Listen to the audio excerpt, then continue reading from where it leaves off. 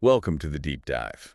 Today, we're going to be doing a deep dive into the world of emotional intelligence. Ooh, It's a topic that honestly is relevant to pretty much everything we do in life. I agree. And we're going to be using Daniel Goleman's book, Emotional Intelligence, as our guide today.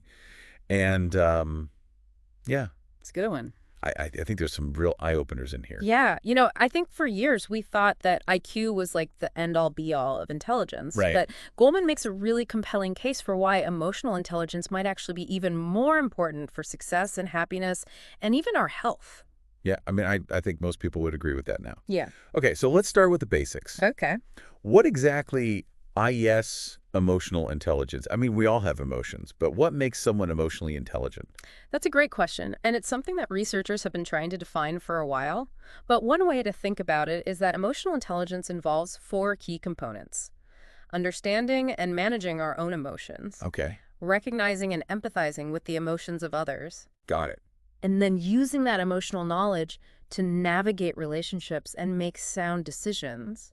So it's not just about being nice or touchy-feely. It's about having a deep understanding of how emotions work and using that understanding to our advantage. Exactly. And Goldman uses some really powerful stories to illustrate this. Okay. For example, he talks about this preschooler named Roger who sees his friend fall and hurt his knee. Whoa. And while all the other kids just keep playing exception, Roger stops, rubs his own knee, and says, "I hurt my knee too." Oh, that's so sweet. Isn't that cute? Yeah. He's trying to connect with his friend's pain, even at that young age. It's like he instinctively understands empathy. And that's what's so fascinating. These emotional skills are present from a very young age, Yeah, and they could be nurtured and developed throughout our lives, exactly. which kind of makes me think about that saying, treat others how you want to be treated. Yeah, That's like the golden rule of emotional intelligence. I love that.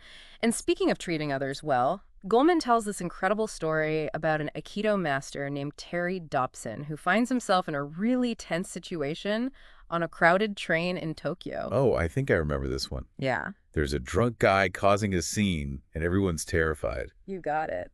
Now, Dobson's a martial arts expert, so he could have easily taken the guy down. Right. But instead of resorting to force, he remembers his Aikido teachings, which emphasize reconciliation over domination. So he's holding back, even though this guy's a total menace. What happens next? Well, just as things are about to get ugly, this tiny, elderly Japanese man steps in. What? I know, right? A tiny old man. That seems like a risky move. It does, doesn't it? But instead of confronting the drunk, he approaches him with this cheerful, "Hey, come here." Seriously? I know. Okay. But instead of getting aggressive, the drunk guy is totally caught off guard and goes over to him. Wow. And then instead of judging him or anything, the old man starts asking him about what he's been drinking. It turns out it's sake, and the old man starts talking about how much HE loves sake too. He's disarming the situation with kindness and connection. That's amazing. It really is. Wow. And the drunk guy, instead of continuing his rampage, actually starts opening up to this stranger about his problems, losing his wife, his job, everything. By the time Dobson gets off the train, the drunk guy's head is in the old man's lap and they're sharing their sorrows. What a powerful example of emotional intelligence in action. It makes you think about how we handle conflicts in our own lives, doesn't it? It really does.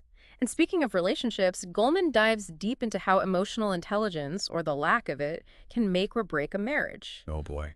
And the statistics are pretty sobering. Did you know that for couples who got married in 1990, there was a projected 67% chance of divorce? Wow, that's really disheartening. What contributes to those high divorce rates? Well, Goldman points to several factors. Okay. But one of the biggest is the clash of what he calls emotional realities between men and women. Basically, we often approach relationships and communication from very different perspectives. Yeah. I've definitely seen that play out in my own relationships. Right. So, are these differences purely biological, or is it more about how we're raised? It's probably a bit of both. Okay. There may be some biological factors at play, but socialization definitely has a huge impact. Yeah.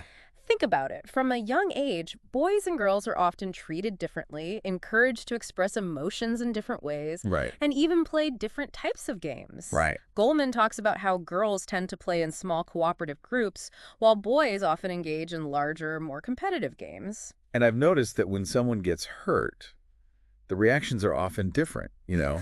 If a boy's crying, he might be told to toughen up, Right. while a girl is more likely to be comforted. And so Exactly. I can see how that would lead to some communication gaps later in life. Exactly. And those different ways of handling emotions can create a lot of friction in romantic relationships. For sure. Goleman describes this pattern where the woman often seeks connection and wants to talk about feelings, Yeah. while the man, feeling overwhelmed or criticized, tends to withdraw. Oh, the classic she wants to talk, he wants to hide scenario. Yes. I've definitely been there. So how do we break out of that pattern? Goleman highlights the work of John Gottman, Okay. a psychologist who's spent decades studying marriage and divorce, Okay. and he identified what he calls the 4 horsemen of the apocalypse. Ah. These are 4 communication patterns that are major predictors of relationship breakdown. Okay, let's hear them. What are these 4 horsemen that we need to watch out for? The first one is contempt. Okay. Think about a time when you felt truly looked down upon by your partner. Yeah. That feeling of disgust and disdain, it can be incredibly toxic for a relationship. Oh, for sure. Yeah, I can see how that would erode the foundation of any relationship. Yeah. Contempt is definitely a relationship killer. What's next on the list? Well, I think we're getting into territory that's going to require a bit more unpacking, so maybe we should save the other 3 horsemen for the next part of our deep dive. Okay, so before we left off, we were talking about John Gottman's 4 horsemen of the apocalypse. Those communication patterns that can really spell disaster for a relationship. And we left off with contempt, which you described as that feeling of disgust or disdain for your partner. What are the other 3 horsemen we should be on the lookout for? Well, next up is criticism, Okay. but not the constructive kind. We're talking about attacking your partner's character instead of addressing a specific behavior. Right. It's like saying, "You're always so messy," instead of, "Hey, could you please help me tidy up the kitchen?" Yeah. One invites a conversation, the other just puts your partner on the defensive. Yeah, I can see how that would make someone feel cornered and resentful instead of working together. You're basically setting yourselves up for a fight. What about the 3rd horseman? That would be defensiveness. It's that knee-jerk reaction to deflect blame or make excuses instead of taking responsibility for your actions. Right. We've all been there, right? Oh, yeah. But when defensiveness becomes a constant pattern in a relationship, it prevents any real communication from happening. Yeah, it's like you're building walls instead of bridges. Okay, that brings us to the final horseman. What's the most dangerous communication pattern of all? Gottman calls it stonewalling. Stonewalling. It's that icy silence, that complete shutdown in communication. You know, when someone just checks out emotionally and refuses to engage, Right. it can be incredibly hurtful because it sends a message that you're not even worth talking to. It's like you're becoming invisible to the other person. Yeah. That's got to be incredibly painful. Yeah. So we've got these 4 horsemen: contempt, criticism, defensiveness, and stonewalling. They all sound pretty damaging. But is it even possible to avoid them, especially when emotions are running high? That's where emotional intelligence comes in. Remember, it's not just about understanding emotions, it's about managing them effectively. Right. Goleman talks about how our automatic thoughts, those immediate, often unconscious beliefs and assumptions we have about ourselves and others, can really sabotage our communication. Okay. He gives this example of a couple, Melanie and Martin, Okay. arguing about their kids' behavior. Okay. On the surface, it's just a disagreement about whether the kids are being too loud. Okay. But underneath, there's a whole layer of automatic thoughts fueling the conflict. Okay. I'm intrigued. What kind of automatic thoughts are we talking about? Well, for Melanie, it might be something like, "He's always bullying me with his anger." Okay. While for Martin, his thought might be, "She has no right to treat me like this." Wow. These thoughts are based on their individual emotional histories and insecurities, and they can trigger a cascade of negative emotions that have nothing to do with the actual situation. So even though they're arguing about the kids, they're really reacting to these deeper emotional wounds. Exactly. And that's how a seemingly minor disagreement can escalate into a full-blown emotional hijacking, with both partners feeling attacked and misunderstood. That makes a lot of sense. But how do we actually stop those automatic thoughts from taking over? It's not like we can just switch them off. It takes practice, but the first step is awareness. Start paying attention to those thoughts that pop into your head when you're feeling triggered. Okay. What are those inner voices saying? Once you become aware of them, you can start to challenge their validity. So it's like you're becoming an observer of your own mind. Well, But what about those times when we get swept away by our emotions? What can we do to prevent things from spiraling out of control? Goleman emphasizes the importance of self-soothing techniques. Okay. It's about learning to calm yourself down before things escalate to the point of no return. Right. That might involve taking a time out, Wow. deep breathing exercises, or even something as simple as going for a walk. So it's like hitting the pause button before you say or do something you'll regret. So self-awareness and self-soothing are crucial. But what about the other person in the relationship? How do we create a shared emotional intelligence where both partners feel heard and understood? Goleman talks about the importance of empathetic listening. It's about really tuning in to your partner's feelings, not just their words. Okay. It's about putting yourself in their shoes and trying to understand their perspective, even if you don't agree with it. So it's about saying, hey, I see your pain, I hear your frustration, and I care about how you're feeling, even if you're in the middle of a disagreement. That's got to be tough to do when you're feeling defensive or hurt yourself. It is, but that's where those self-soothing techniques come in handy. And one really helpful tool for practicing empathetic listening is called mirroring. Mirroring. I've never heard of that. What is it? It's pretty simple, actually.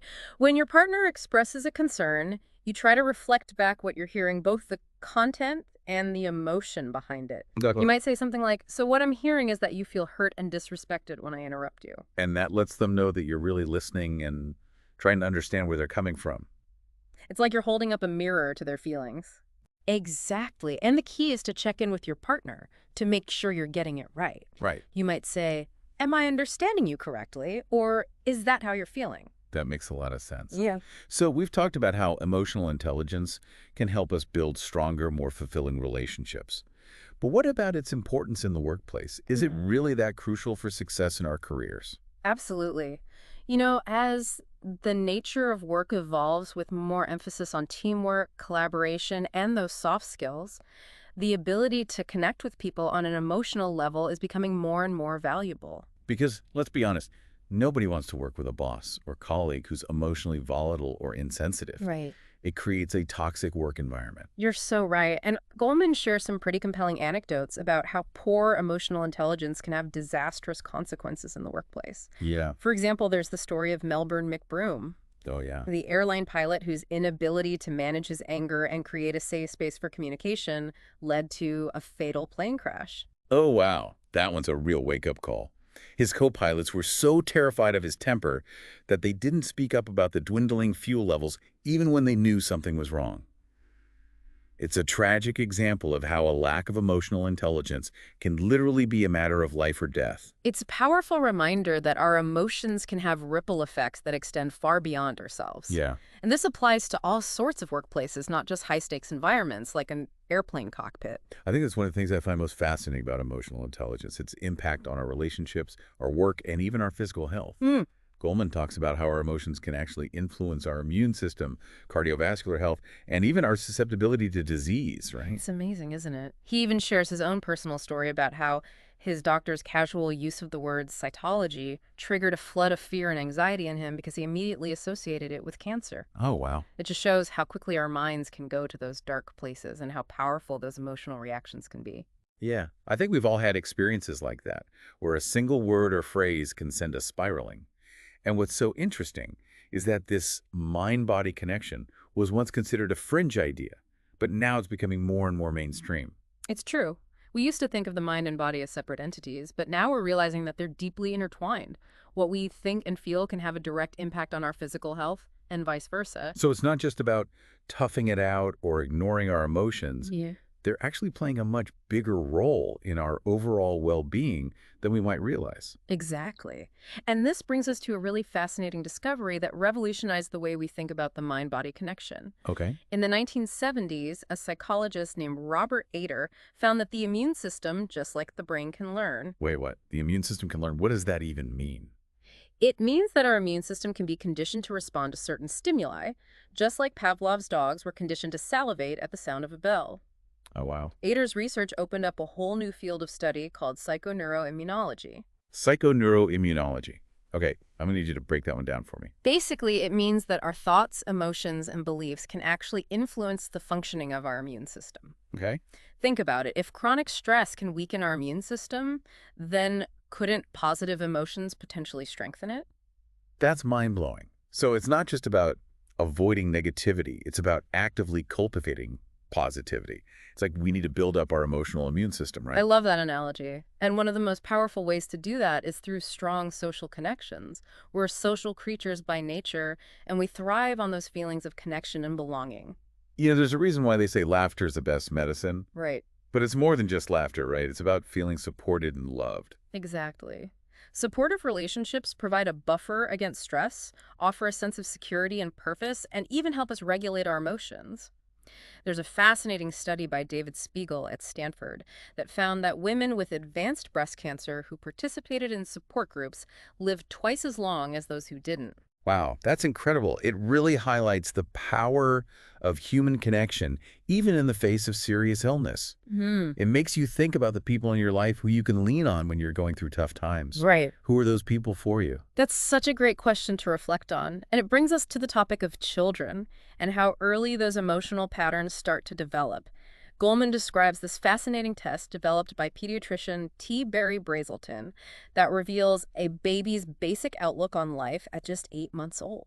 Oh, wow. Okay. How does it work? It's called the block test. The block test. Basically, you give a baby 2 blocks and show them how to put the blocks together. Okay.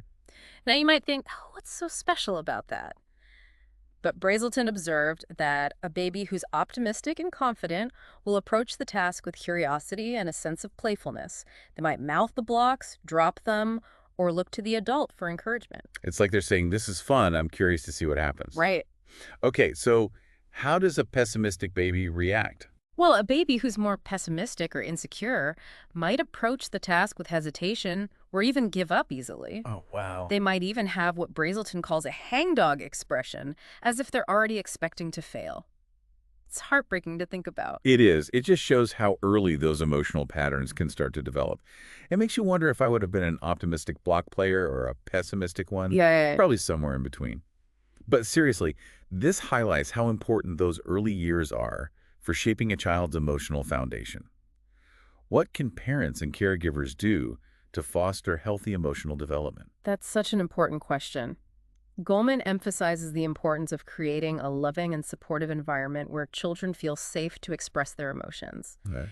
It's about responding to their needs with sensitivity and empathy, Mhm. validating their feelings, and teaching them healthy ways to cope with challenges. Because kids learn by watching and imitating the adults in their lives, right? Exactly. If they see us handling our emotions in a healthy way, they're more likely to do the same. Exactly. Even small interactions like how we respond to a child's frustration or excitement can shape their emotional development.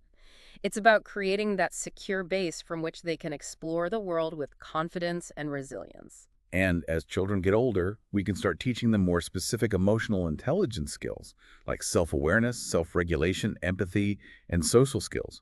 Goleman even highlights 7 key ingredients of a child's readiness for school, and they're all related to emotional intelligence. Wow. Confidence, curiosity, intentionality, self-control, relatedness, communication, and cooperativeness. That's a lot. Those are pretty essential skills for success in school and in life, wouldn't you say? Absolutely. They form the foundation for healthy relationships, effective learning, and overall well-being. But what about children who haven't had those positive early experiences? What about those who've been exposed to trauma, neglect, or abuse? How does that impact their emotional development? That's a really important question and one that I think deserves its own dedicated conversation. Yeah. So for our final segment of this deep dive, let's shift our focus to the impact of early adversity on emotional development and explore how even the deepest emotional wounds can heal. We've been exploring this fascinating world of emotional intelligence, and now we're going to kind of turn to a more challenging aspect, the impact of trauma and abuse on a child's emotional development. Right. It's heavy stuff.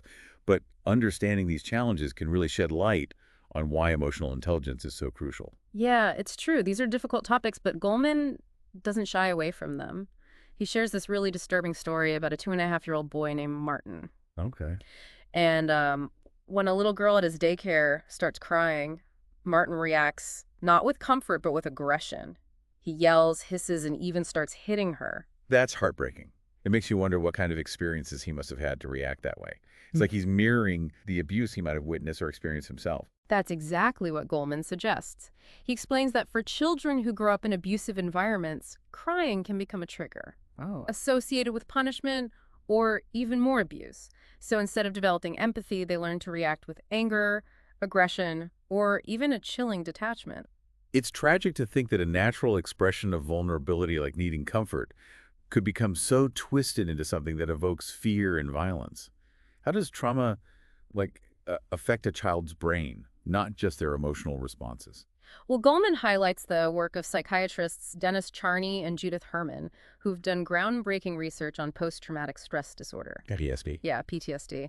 They explain that trauma can actually change the brain's structure and function. So it's not just a matter of willpower or getting over it. There are actual physical changes happening in the brain. Exactly. Yeah. Areas like the amygdala, which processes fear and emotional memories, can be significantly impacted. Okay. This explains why trauma survivors might have exaggerated fear responses or experience flashbacks or nightmares or struggle to regulate their emotions. It's like their internal alarm system is stuck in the on position, even when there's no real danger present. Yeah, That makes everyday life a constant battle. that's a great analogy. And these changes make it incredibly challenging to navigate relationships, feel safe, and even trust your own emotions. But there's hope, right?